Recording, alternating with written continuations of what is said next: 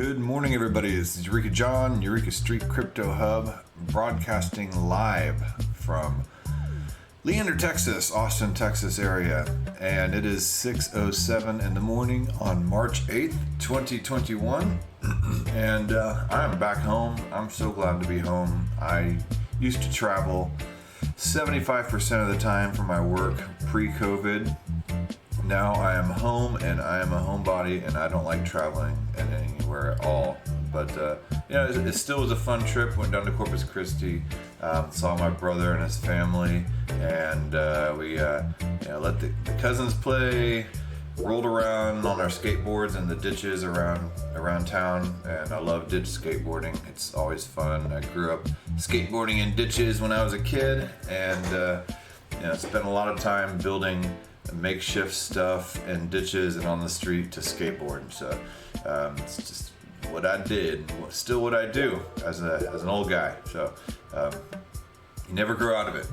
So anyway, let's see here. I got my banana, I got my kombucha, I got a big old fat apple I got from a farmer's market, and I got a highly caffeinated sports drink. So all right. CoinGecko, let's see what's up. Where are you at? Okay, refresh this page. And let's see here. We have Bitcoin at $50,404.12. So it's maintained 50,000 for 3 nights in a row now. So that's pretty rad. Ethereum at 1726, man. It did a nice jump yesterday. I believe last Friday it was around 1472. Now it's at 1772, and it seems to be kind of maintaining between 16 and 17 right now, up 21.8% in the past 7 days. So I'll take it. I love my Ethereum. I have since day one, I really liked Ethereum.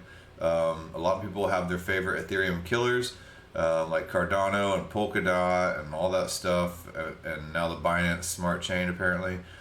Which we're going to talk about Binance Smart Chain today and go into the Pancake Swap. I'm going to do a little walkthrough on how to use the bridge. Not the biggest fan of Binance, but I have been poking through and learning a little bit more about Binance. The reason I hadn't learned about Binance before was because I live in Texas, and in Texas, Binance is really difficult to use, and people say, well, just get a VPN. Well, it's not quite that simple. If you want to do anything like with fiat onto Binance as well, you have to show that old Texas ID, and they see that, and they see not only is it American that you can't use it on Binance, but it's Texan, so you can't use Binance US. So kind of naturally I've had a little bit of a outlook on Binance or whatever. Either way, Binance is in the top 4. Tether's the stable coin, whatever, Like I said, they need to take all the stable coins out of here and put it in its own little chart. Binance coin 234.32. And I believe a lot of this growth in Binance has to do with the Binance Smart Chain and all that stuff. What's up, Ethereum? Let me give Ethereum a little streamer gift here, since they load us up with streamer gifts weekly to be able to give to people, and I appreciate you jumping on. So we have Polkadot 34.24. It's doing pretty well. XRP, whatever, does its thing. Uniswap has been killing it the past 7 days, up 50.1%. So hell yeah, I still have a few of those Uniswap tokens left from the airdrops.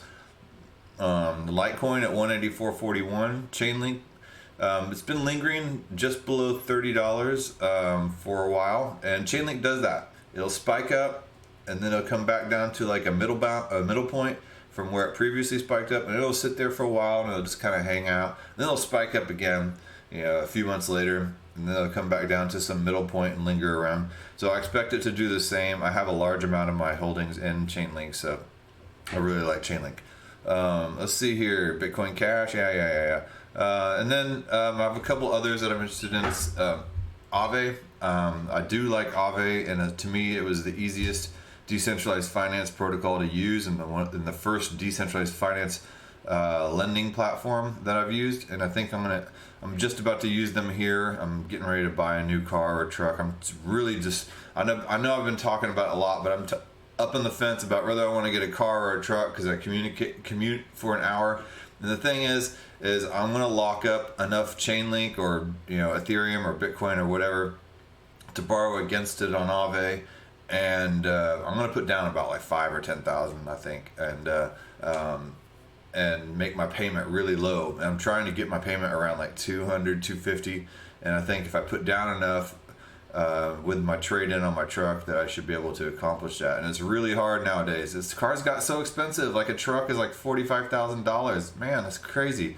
I'm not going for the Lambo. I like my piece of crap truck. Even if I do make millions of dollars, I'm still gonna drive my piece of crap little beater. It's just the way I am. So Theta Network is what I'm streaming live on right now.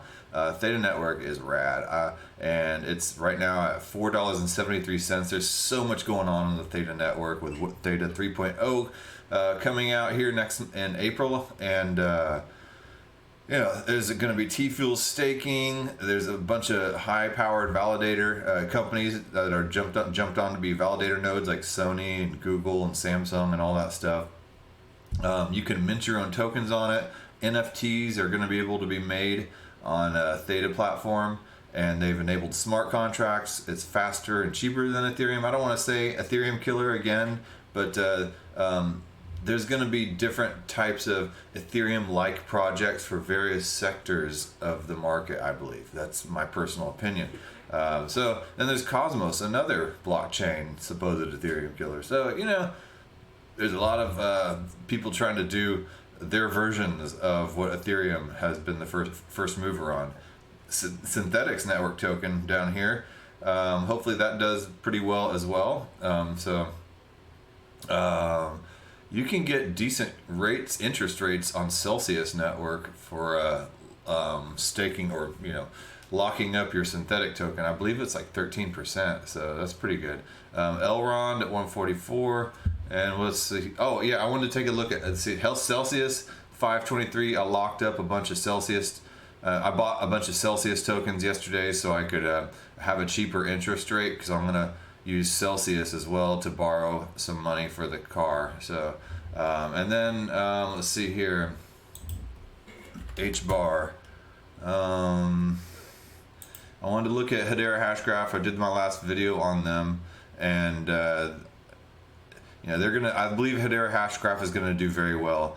Projects like Hedera, it's like a double-edged, like crypto in general is like a double-edged sword. I saw somebody posting, you think crypto's freedom, however, the more valued and expensive crypto gets, the tighter the shackles are going to be on you. And that, in a way, that is kind of the case. Crypto is tied in with all these IoT devices, with 5G, with constant data collection and tracking and monitoring and analyzation, and everything we do, say, think, and everything is going to be uploaded through IoT and 5G devices via oracles to the blockchain and analyzed, and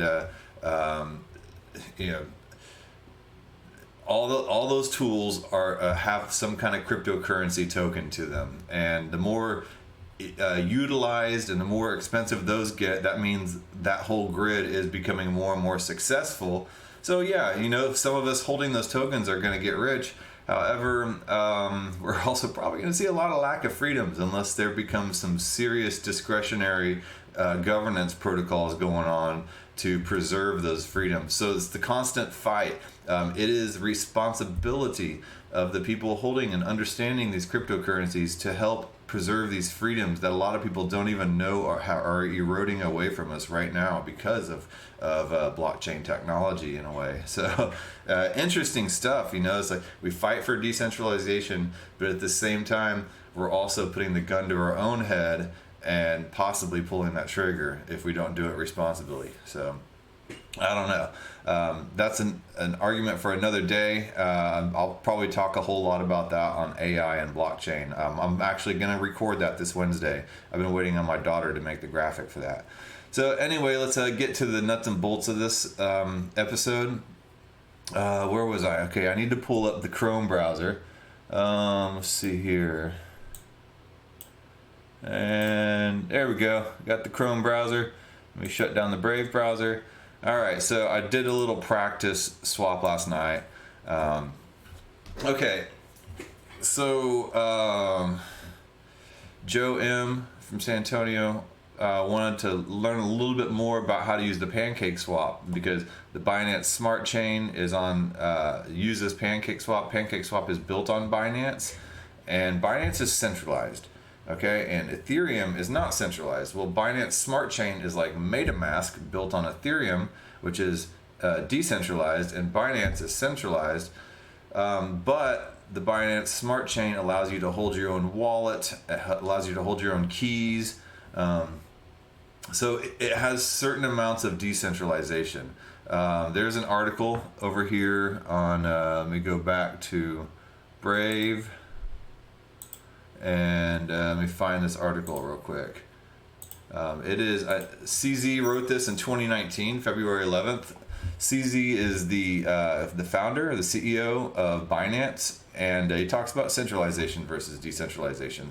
And centralization versus decentralization, it's an old recurring topic in our space. I still get asked about it often, so here's my view. So far, more important than centralization or decentralization are security, ease of use, and freedom.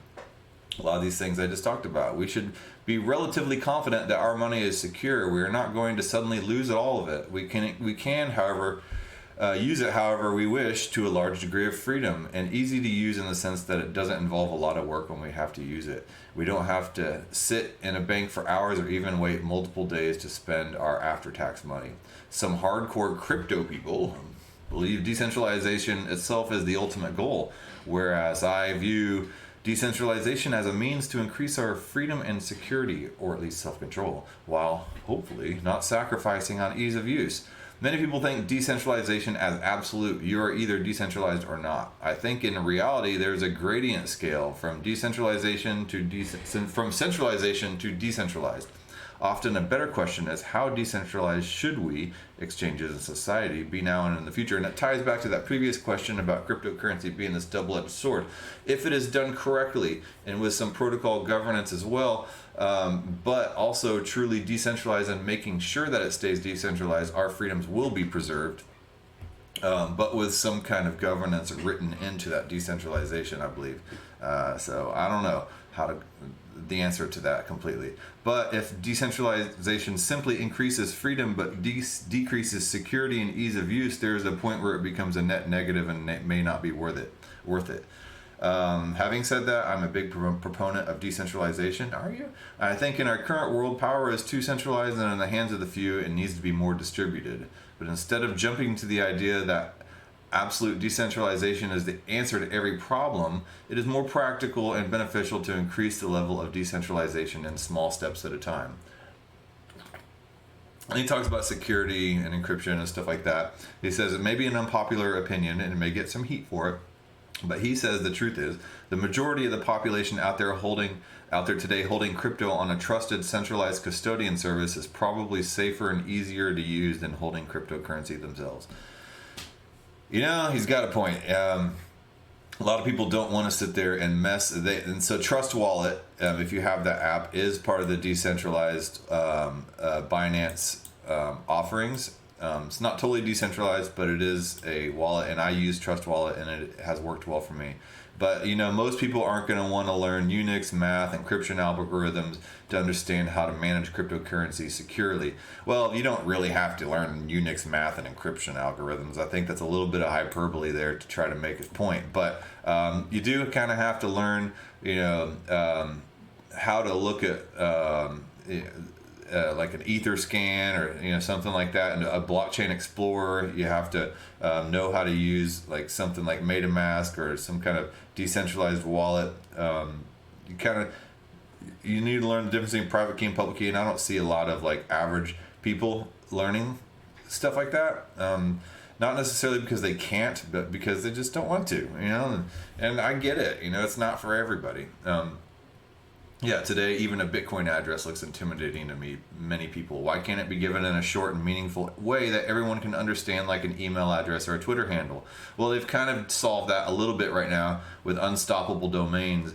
And my Ethereum address right now points to eurekajohn.crypto. So yeah, if you want to toss over some Ethereum, yeah, send it on over. And I could tie Bitcoin and whatever else I wanted to that eurekajohn.crypto address. I just haven't done it. So security, freedom, ease of use, degrees of centralization, philosophy and psychology or whatever. So which is better, and he goes philosophical on us. So he talks about his Binance Smart Chain somewhere in here. Where is it? Okay, so Ethereum is still relatively decentralized, but definitely less so than Bitcoin. There are a few cryptocurrency influencers that will sway the community to believe otherwise. Vitalik is clearly the founder. People will look to him for tough decisions to make. That's true, but the community does not always follow his decisions. That's why we have Ethereum Classic, but the existence of it also shows that decentralization does not guarantee more security, because Ethereum Classic was kind of a dumpster fire back in the day in that way. Other blockchain networks are usually more centralized. Binance Chain will be decentralized in the sense that users hold their own private keys. They no longer need to deposit their funds to a third-party platform before being able to trade.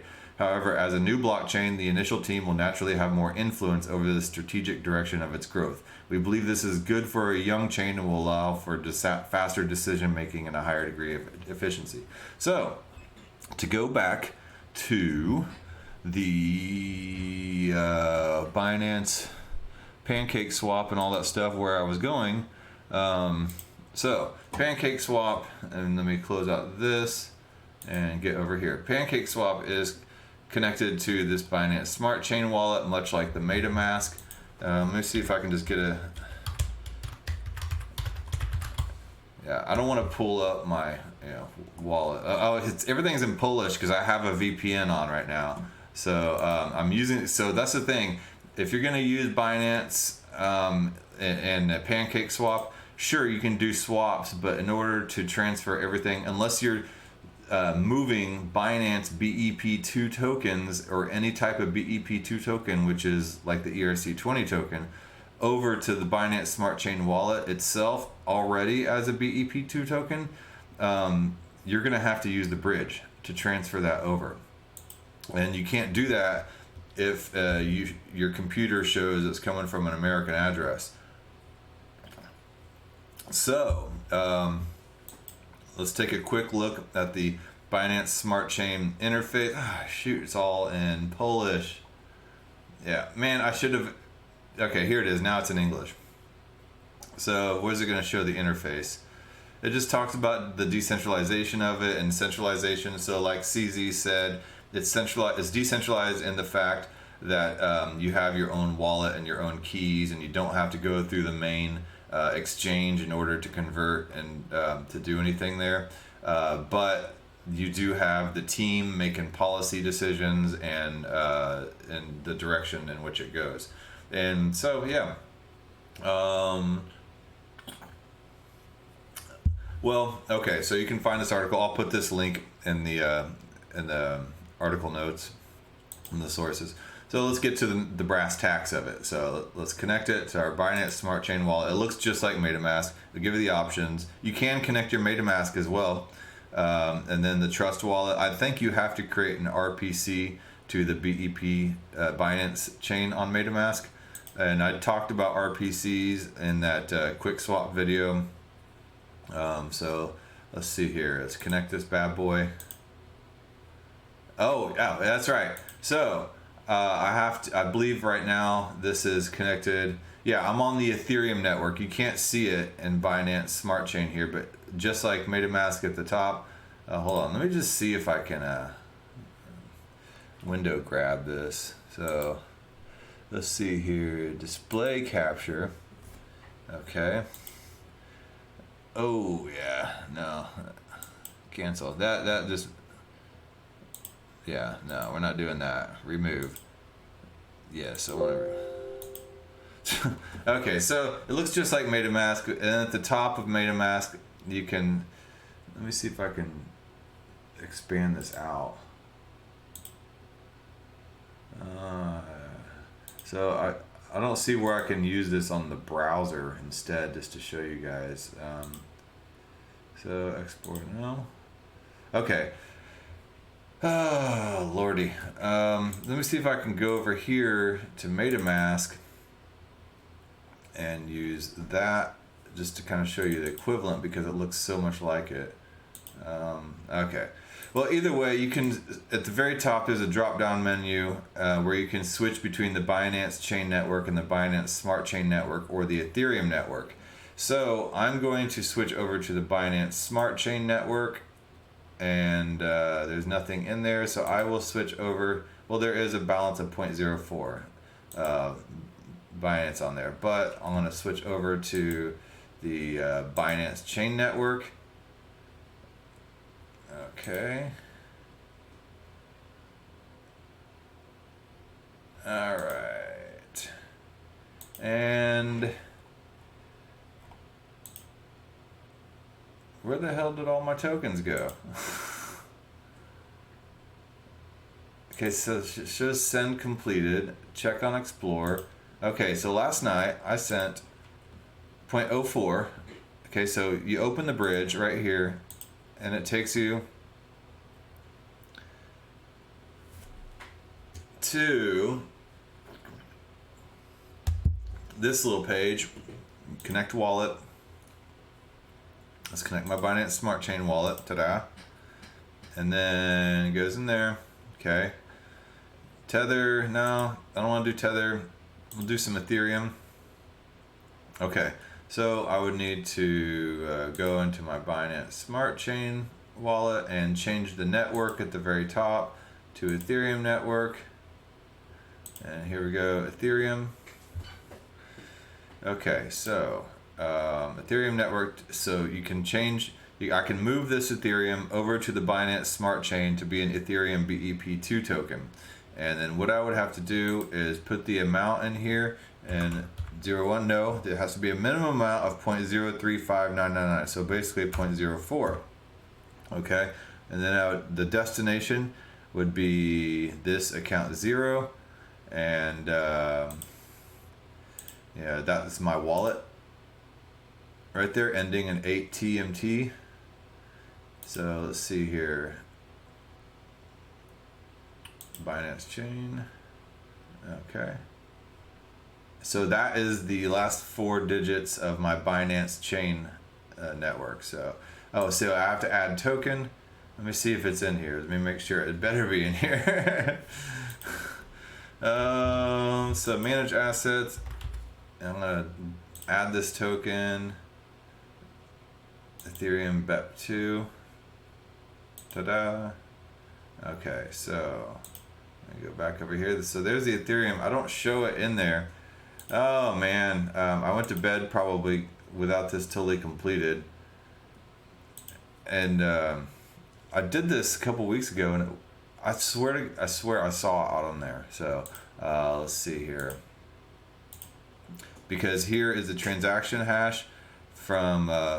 First of all, there's a transaction hash right here, where it went through over to their wallet to have them switch it over from Ethereum to Binance, and then here's where they did the transaction and sent it back over to me.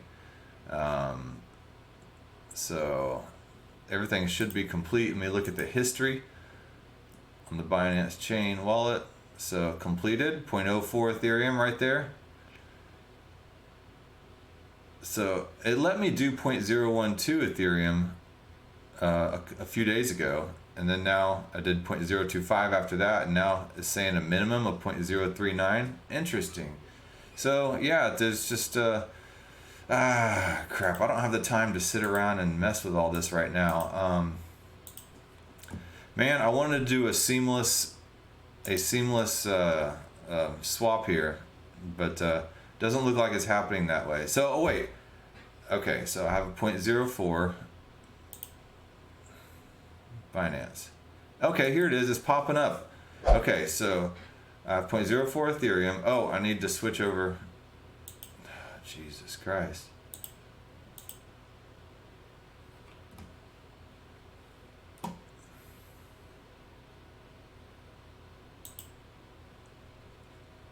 And a Binance Smart Chain. It's just not popping up.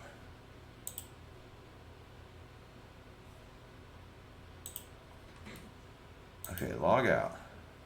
Okay, let me switch this over.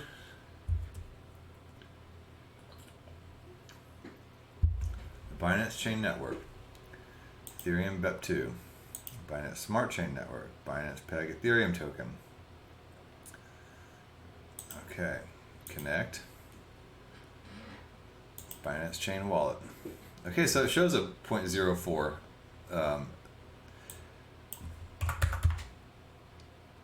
Okay, it's showing up. Okay, in the 7177, the wrapped Ethereum, and it's showing up in the Binance wallet. And so let's see here.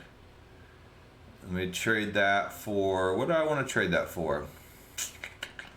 I'll just trade that for some BTCST for right now. Okay, so I'll get 0.199423 BTCST for that, and confirm swap, and waiting for confirmation. And so this is actually a lot faster than Ethereum in MetaMask, so that is a plus of the Binance Smart Chain. And close, and let's see what happens here. I know you can't see it in my wallet, but I gotta find a way to fix that. So the swap view on BCSCN. So I don't know why I couldn't see that in my wallet a second ago. So if you have any answers to that, let me know. So it shows everything's a success there, and I will take a quick look at my wallet, and I gotta add this token. Oops, BTCST.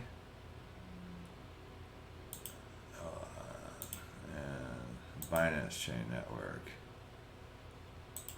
See, that's the thing, is I can never just kind of just like smoothly work with anything in Binance, and some people can, and they more power to them, but I just don't know how they do it. So anyway, let's see here, BTCST, and let's go to this Binance standard hash rate token website. BTCST brings Bitcoin to DeFi. So sorry, that was like the worst demo ever. That was probably worse than QuickSwap. So yeah, but you know, then again, we're all learning here, right? So here's BTCST. I'll take that BTCST and stake it up on here. And add it to the pile of BTCST I have been building up. So let's connect this to Binance Smart Chain Wallet. Not connected. See, and also I've been having so I need to connect this over here to Binance Smart Chain. Okay, so Binance Chain Wallet, connect that. So here it is. Yeah, I do have 0.0066612 Binance chain built up. Let's check this out. BTC to USD. So let's see here, a little converter, English, and so let's see here. That's $33.53 from my stakings of BTCST. So let's see here. I will stake. I don't have any BTC. Select. Okay, so I have 0.2 BTCST to stake, 0.2. So let's see here, stake. I will add that to my stake. And I already have like 4.24 already staked. And then confirm. And that should be pretty quick. It usually is pretty quick. And what Bitcoin standard hash rate token does is it each BTCST token you buy 0.1 terahashes of hash power, and these big old mining workshops. They do several terahashes, and then each day there's a payout, and it doesn't pay you out in this BTCST token, it pays you out in Bitcoin. So that's kind of cool. You get paid in Bitcoin. It's not like cloud mining. You have control of your keys and control of everything. So don't confuse this with cloud mining, and don't just jump into cloud mining either, because there are a lot of scams around cloud mining. So yeah, watch out for that. Anyway, that was like the worst. I got some work to do on navigating smoothly around this Binance Smart Chain and in this wallet. It is, I mean, granted, I was able to kind of do it a little bit in an episode and have it work. I can't remember how I had it work, honestly. But the thing is you have to go through this, and you press next right here, and you said, I will send tokens from Binance.com. No, it's not what I'm doing. So I'm back at the bridge, okay? From Pancake Swap to the bridge, and it opened up this, and then I chose Ethereum out of these tokens to send to convert over to the Binance chain, and then I'm going to send 0.04, and then it gives me the destination address, which is my Binance Smart Chain address right here from my Binance Smart Chain wallet. And I'll click next. I will send tokens from Binance.com. I will send tokens from centralized exchanges other than Binance. So another centralized, like Crypto.com or Kraken or whatever. I will send tokens from a smart contract, and I will send tokens from my own wallet. So I will send tokens from my own wallet, and then next. And then from here, I would go to, I need to send the destination to there, my own Binance Smart Chain wallet. Network fee is 0 ETH, 100% discount. You will receive 0.04 ETH wrapped in BEP as BEP2 token. And then I've read the great terms of use, sure. Okay, so you hit confirm, and then you go here and you copy this address, and you would have to go to whatever wallet. It doesn't matter. It could be your Atomic wallet, Kraken wallet. It could be your MetaMask wallet. Wherever you have Ethereum stored, you can copy this address and paste it, and you have to send 0.04 ETH. I think that's how I lost like $91 worth of USDC the first time I tried this, because I didn't send exactly the amount. And I don't know what happened to that, so it sucked. The first time I used this, I lost money. I sent last night 0.04 ETH from my MetaMask to this address. So I can go ahead and do that. Let's see here. So I'll go into here to my MetaMask. I will send, and you can't see that, but I will add recipient, Control V. And I have this going on my Brave, so you can't see that. But fast transaction speeds right now are $3.82. So amount is 0.04. So I'm sending exactly 0.04 Ethereum, which is equivalent to $68.53 US. Then next, okay. So I'll confirm that. All right. So. No, not Telegram. So, go back over to Chrome. That's been done, and it's waiting for the deposit. And of course, Ethereum takes a lot longer. It doesn't just do that quick little transaction like Binance does, but I did get a confirmed transaction right here. So this here is waiting for deposit, and it should pop up, and in a little bit it will show the next screen, which will show the process of the transaction. So let's see here. So it says waiting for deposit, and of course Ethereum takes a little while to do its deal.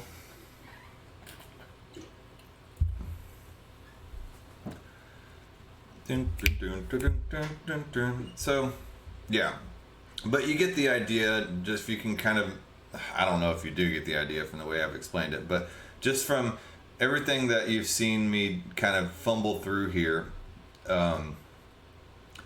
you can see what's going on. This is being sent off to that Binance address, where they will wrap it up as a BEP2 token, and then they're going to send it over here to my little Binance Smart Chain wallet. and it should appear up in there. You have three options in the Binance Smart Chain wallet: the Binance Smart Chain, the Binance Chain, or the Ethereum chain. And this Ethereum here via the bridge will show up as the Binance on the Binance Smart Chain option. So here we go. Let's see. Let me just see if I can get some kind of visual. English. I need to change that from Poland to like Ireland or something. I can't read. I can read Spanish and French, but I can't read Polish. So sorry. So just like the MetaMask, it has a little drop down. It tells you which network to be on. Let's see here.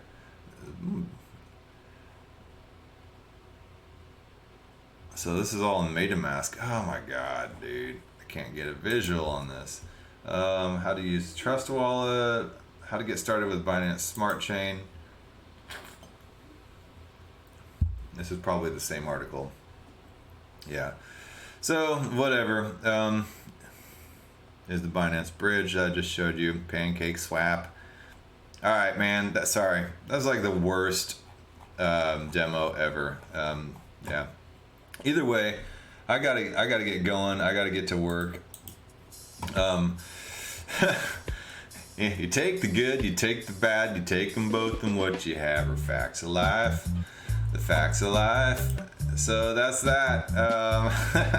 Either way, I added some more stake onto my BTCST, and the BTCST token is doing very, very well right now. Take a quick look at that BTCST token, and let's see here. I always look at Coin Market Cap. They seem to be doing very well. BTCST, Bitcoin Standard Half Trade Token. All right.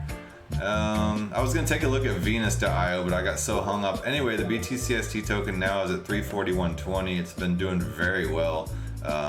As you can see, all time, it's been shooting up in value. It's only been around since early January. I bought in around like $62 or something, so I think I'm doing all right with it. I only got like 4 of them, but hey, do what you can do what you can afford. Never do more than you can afford, and what you can afford to lose as well. So yeah. All right. Well, that being said, I got to get out of here. Thanks for bearing with me on that. That was kind of an embarrassing episode, but hey, you're here with me on the journey, good and bad, and it's what we do, right? Live and learn, crash and burn, and pick up and move on.